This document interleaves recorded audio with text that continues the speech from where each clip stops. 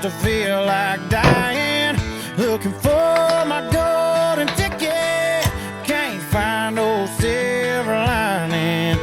And these days 9 to 5 feels more like 25 to life, and trying to make a living isn't supposed to feel like dying. I punch the clock, wanna punch a ticket to New York and punch the boss, but they don't pay enough for me to cover that cost. So I punch the sheetrock instead, cover my debts, keep the family fed. They've been promising me another $1.03, but the talk is as cheap as these boots I'm wearing, and that's been wearing a hold of my soul and all that